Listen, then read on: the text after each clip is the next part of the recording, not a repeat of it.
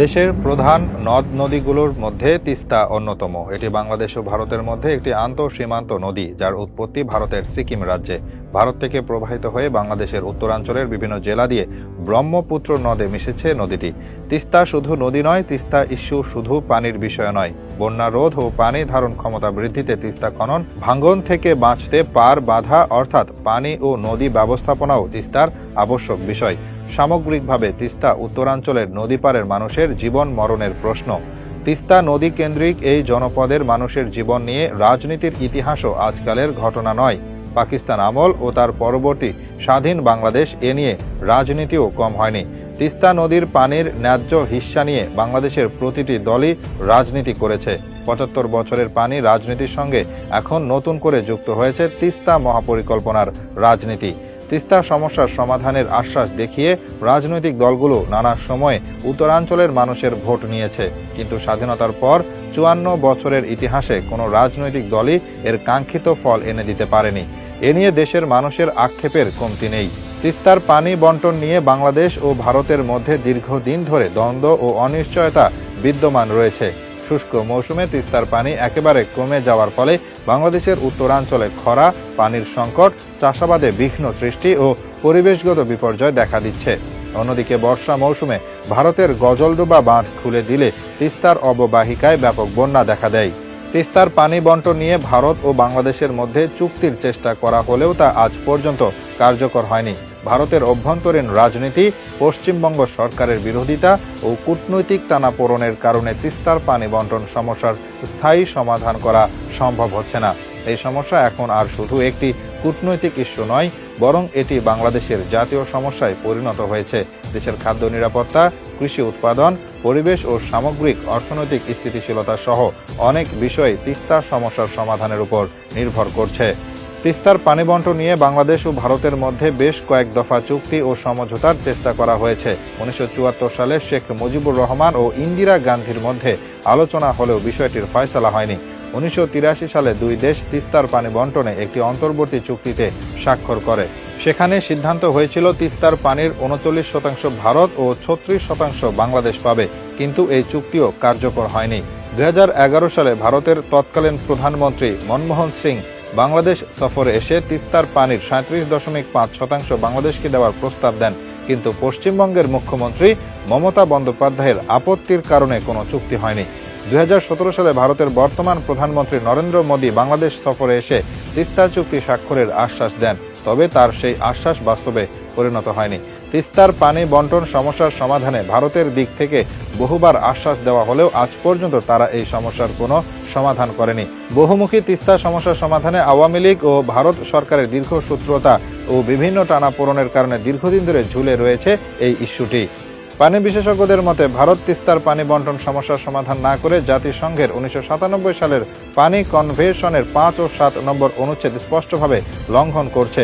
১৯৭৫ সালে ভারত পশ্চিমবঙ্গ রাজ্যের জলপাইগুড়ি জেলার গজলডোবায় বাঁধ নির্মাণের মাধ্যমে তিস্তার পানির প্রবাহ নিজেদের কবজায় নিয়ে আন্তর্জাতিক এই নদীর পানির ন্যায্য হিস্সা থেকে বাংলাদেশকে বঞ্চিত করছে। এর মাধ্যমে তারা বাংলাদেশের উত্তরাঞ্চলকে ধীরে ধীরে মরুভূমিতে পরিণত করার পথ বেছে নিয়েছে। ভারতের এমন অপ্রতিবেশী সুলভ আচরণের ফলে বাংলাদেশ বাধ্য হয়েছে তিস্তা মহাপরিকল্পনা গ্রহণ করতে। এর মাধ্যমে বাংলাদেশের অংশের তিস্তা নদীর ১১৫ কিলোমিটার এবং এর আশেপাশের প্রাণ প্রকৃতি রক্ষা করা যাবে। বাংলাদেশের এই পদক্ষেপের ফলে ভারত অসন্তুষ্ট হয়েছে।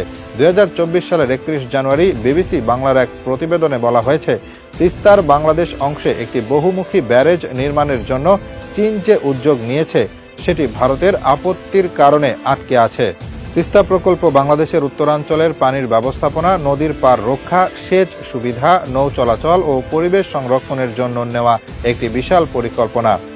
এটি মূলত তিস্তা নদীর পানির ন্যায্য হিস্সা নিশ্চিত করা এবং নদী ব্যবস্থাপনাকে উন্নত করার জন্য বাংলাদেশের একটি কৌশলগত উদ্যোগ। এই প্রকল্প বাস্তবায়নের মাধ্যমে দেশের উত্তরাঞ্চলে খরা, বন্যা, নদী ভাঙ্গন ও মরুকরণ প্রতিরোধ করা সম্ভব হবে। সম্প্রতি ঢাকায় নিযুক্ত চীনের রাষ্ট্রদূত ইয়াও ওয়েন বলেছেন, চূড়ান্তভাবে প্রণীত তিস্তা পরিকল্পনা বাস্তবায়নে চীন প্রস্তুত, তবে এ ব্যাপারে সুস্পষ্ট সিদ্ধান্ত নিতে হবে বাংলাদেশকে। দ্রুত ব্যবস্থা নিলে বাংলাদেশ লাভবান হবে বলে রাষ্ট্রদূত ওয়েন উল্লেখ করেছেন। তাছাড়া আগামী অক্টোবর-ডিসেম্বরের মধ্যে পাওয়ার চায়না একটি প্রতিবেদন জমা দেবে বাংলাদেশ সরকারের কাছে। বাংলাদেশকে তার নিজের দায়িত্বে একটি স্বাধীন সিদ্ধান্ত নিতে হবে। রাষ্ট্রদূত ওয়েন বলেছেন, তিস্তা প্রকল্প বাস্তবায়নে প্রস্তুত চীন। তারা এ ব্যাপারে 2 বছর অপেক্ষা করেছেন বলেও জানান তিনি। পাওবর সাবেক অতিরিক্ত প্রকৌশলী মকবুল হোসেন বলেন, এই প্রকল্পটি হলে গ্রোয়েন নির্মাণ ও তীর প্রতিরক্ষার কাজের মাধ্যমে নদী ভাঙ্গন রোধ হবে। বাঁধ নির্মাণ ও মেরামত কাজের মাধ্যমে বন্যার ঝুঁকি হ্রাস হবে।